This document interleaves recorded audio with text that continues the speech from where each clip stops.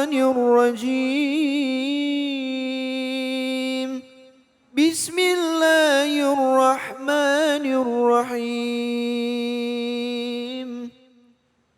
يا بني أقم الصلاة وأمر بالمعروف وانه عن المنكر أقم الصلاة وأمر بالمعروف وانه عن المنكر واصبر على ما أصابك إن ذلك من عزم الأمور صدق الله العظيم. قال الله تعالى في القرآن الكريم أعوذ بالله من الشيطان الرجيم بسم الله الرحمن الرحيم. Ya bunayya, wahai anakku yang tersayang, akim, tegakkanlah siapa engkau, as-salata, akan salat, wa'mur, dan perintahlah siapa engkau, bil ma'rufi, dengan ma'ruf, kebaikan, wanha, dan cegahlah siapa engkau, anil munkari, dari kemungkaran, wasbir, dan bersabarlah siapa engkau, alama, akan apa-apa, asobaka, yang telah menimpa apa ma pada engkau. Inna dzalika, sesungguhnya hal itu, min azmil umur, bagian dari utamanya segala urusan. Shadaqallahul azim. Baik, alhamdulillah, langsung saja kita simak kajian tafsir dari surah Al-Luqman ayat 17 bersama Ustadz Ibnu Khaldun. Silakan Ustadz. Bismillahirrahmanirrahim. Assalamualaikum warahmatullahi wabarakatuh.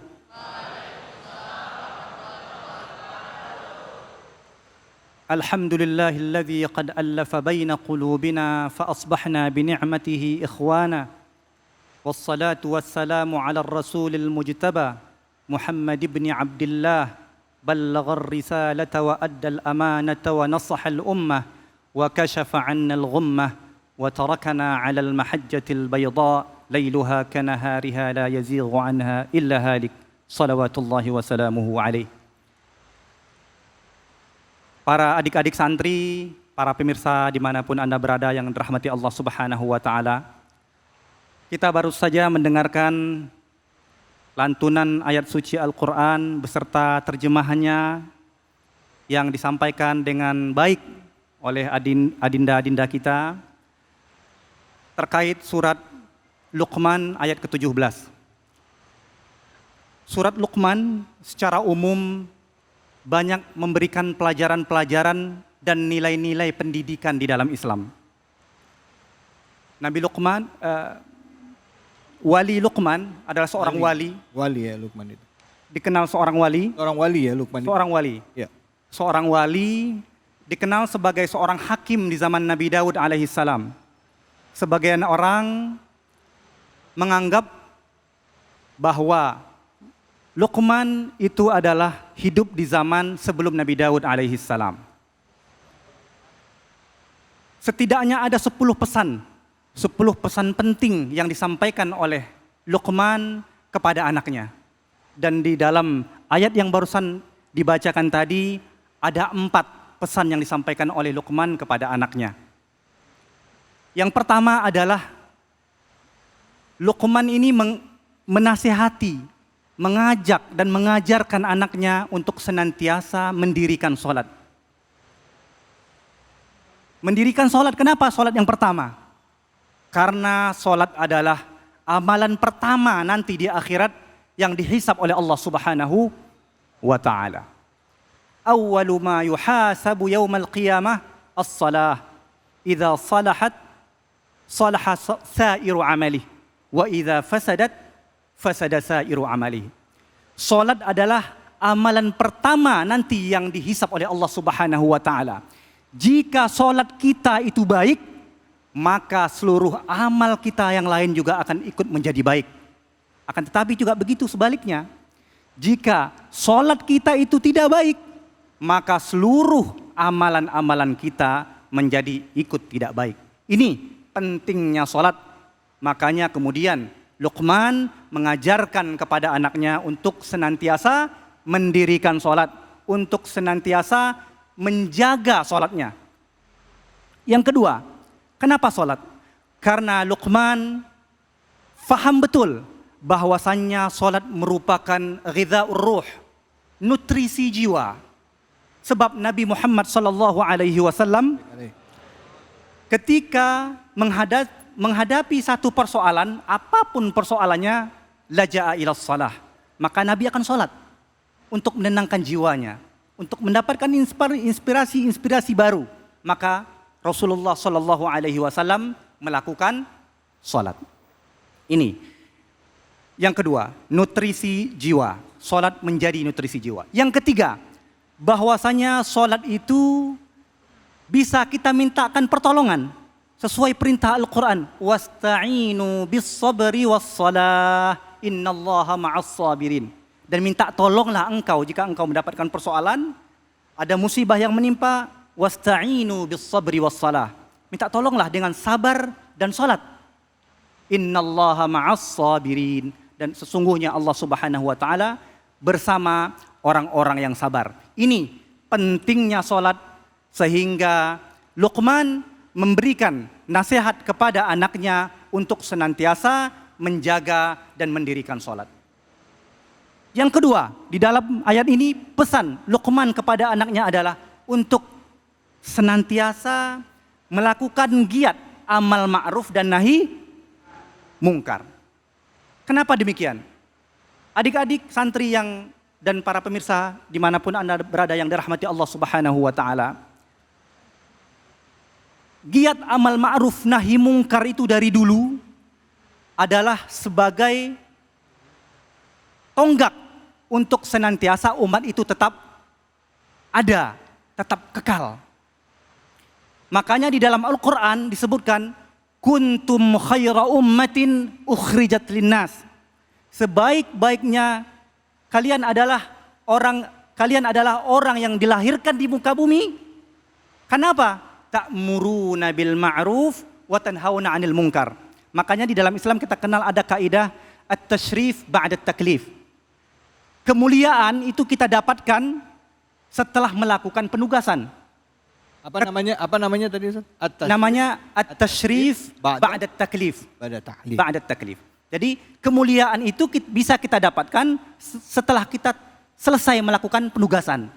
Contoh misalnya, adik-adik ketika belajar dengan baik, ditugaskan belajar dengan baik, akan mendapatkan nilai yang baik juga gitu. Nah, begitu juga dengan giat amal ma'ruf dan nahi mungkar ini. Ketika giat amar ma'ruf nahi mungkar ini senantiasa kita laksanakan, kita jalankan, maka kita akan tetap menjadi umat yang terbaik. Akan tetapi ketika giat amar ma'ruf nahi mungkar ini kita tinggalkan, maka kita tidak akan mendapatkan gelar kuntum khaira ummah tadi. Kita tidak akan mendapatkan nilai kemuliaan tadi, nilai kebaikan tadi. Kenapa? Inilah kemudian kenapa umat-umat terdahulu itu binasa karena tidak melaksanakan giat amal ma'ruf dan nahi mungkar. Kata Allah Subhanahu wa taala, la yatanahawna 'an munkarin fa'aluh. Mereka itu binasa karena dulu umat-umat terdahulu itu tidak melaksanakan giat amal ma'ruf, tidak melakukan dan tidak mencegah mereka-mereka yang melakukan perbuatan mungkar, maka dibinasakan oleh Allah Subhanahu wa taala. Akan tetapi yang perlu kita catat dan perlu kita tekankan adalah bahwa giat amal ma'ruf ini harus dijalankan, dilaksanakan sesuai dengan perintah Allah Subhanahu wa taala. Tidak dengan kekerasan, tidak dengan kebrutalan, akan tetapi dengan arifq, dengan lemah lembut, santun, disampaikan dengan anggun. Pola-pola dakwah semacam inilah yang diperintahkan oleh Allah Subhanahu wa taala. Itulah kemudian kita melihat bagaimana seorang yang paling jumawa di dalam sejarah. Adik-adik kenal dengan Firaun? Siapa itu Firaun? Raja. Seorang raja di Mesir yang begitu jumawa, yang mengaku ana rabbukul a'la. Saya ini Tuhan kamu yang paling tinggi, yang mengaku Tuhan. Itu itu adalah Fir'aun ya. Fir'aun. Nah, Fir'aun ini hidup semasa dengan Nabi Musa alaihissalam. Apa kemudian? Nabi Musa kemudian diperintahkan oleh Allah Subhanahu wa taala bersama dengan Nabi Harun, diperintahkan oleh Allah Subhanahu wa taala, "Idhhaba ila fir'auna innahu tagha." Wahai Musa wa Harun, idhhaba ila fir'auna innahu tagha. Pergilah engkau menghadap Fir'aun, berdakwahlah ke engkau dengan di hadapan Fir'aun, innahu tagha. Sesungguhnya Fir'aun itu telah melampaui, sangat-sangat melampaui batas.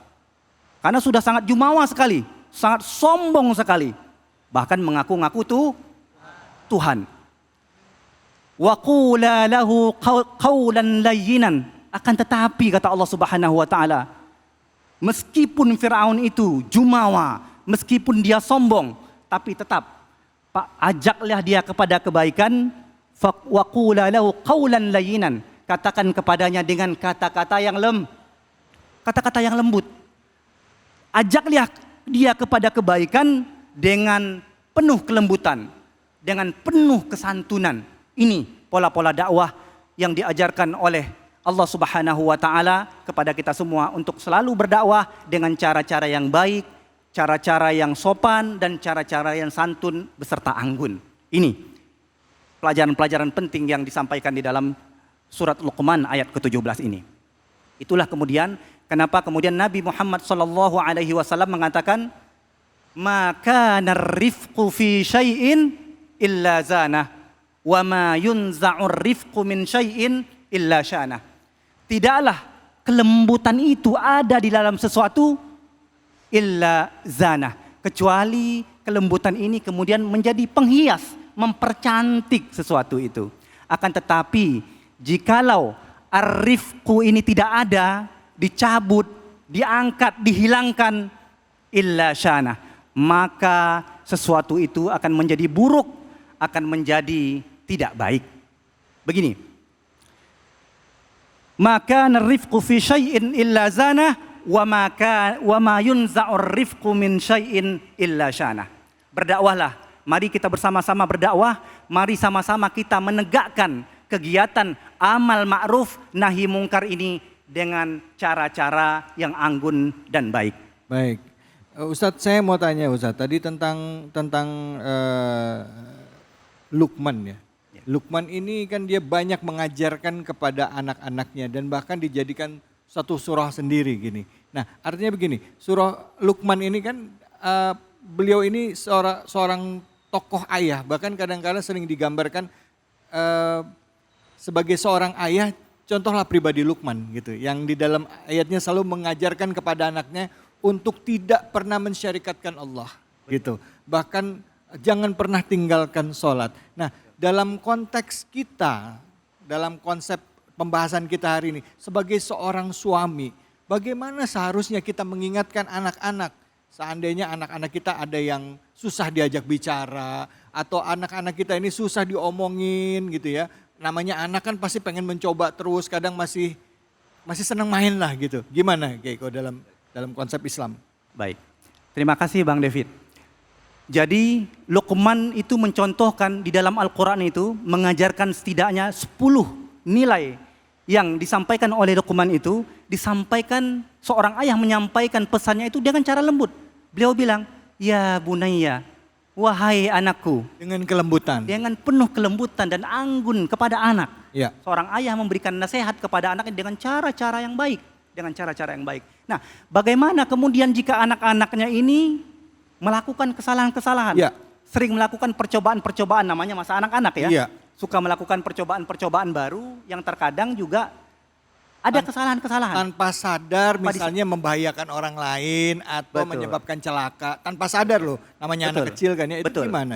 Nah itulah kemudian seperti yang kita sampaikan tadi, bahwa cara meluruskan, menasihati baik itu istri, perempuan ataupun anak, kita harus melakukan memberikan nasihat kepada anak itu dengan cara-cara yang santun pula. Seperti yang diajarkan oleh Luqman Al-Hakim. Ya. Dengan santun, ya bunayya, wahai anakku. Gitu. Ini cara-cara yang santun. Makanya diteruskan dengan hadis Nabi SAW, allimuhum wala tu'annifuhum. Ya. Ajari mereka, luruskan mereka. Jangan dikasih kekerasan kepada mereka. Jika mereka salah, jangan pernah sesekali menggunakan kekerasan. Ajari dengan memberikan contoh gitu maksudnya. Ajari dengan memberikan contoh yang baik yang dicontohkan oleh orang tuanya. Allah. Dan kemudian secara verbal juga kita ajarkan anak-anak kita ajarkan istri-istri kita dengan cara-cara yang santun, dengan cara-cara yang anggun. Seperti yang dicontohkan tadi oleh Luqman Al-Hakim. Ya bunayya, wahai anakku, wahai istriku. Gitu. Cara-cara yang baik inilah yang perlu kita contoh. Salah satu dari beberapa sekian nilai yang diajarkan oleh Luqman Al-Hakim di dalam surat Al-Luqman ini. Ya, gitu. baik, alhamdulillah. Baik, terima kasih banyak Ustadz. Bahasan kita mengenai Islam ya begitu luas. Kedua dalam Al-Quran. Dari mulai masalah tauhid bahkan bermuamalah pun di dalam Islam jelas ya. Semuanya diatur di dalam Al-Quran diatur. Termasuk juga hubungan antara suami dan istri, orang tua dengan anak, semuanya ada jelas di sana. Nah nanti tadi Ustadz sudah menjelaskan gambarannya bagaimana seorang ayah mendidik anaknya. Tadi juga sebelumnya Kiai Mahrus juga menjelaskan bagaimana seorang suami terhadap istrinya. Nanti kita akan lanjut lagi bahasan kita. Hadir bersama kita saat lagi yaitu Ustadz Ridho Abdul Fattah yang akan menyampaikan kepada kita dengan tema pembahasan persiapkan anak menjadi anak yang soleh. Nah jadi jangan kemana-mana ya, kita akan kembali lagi tetaplah di sini di Cahaya Hati Indonesia.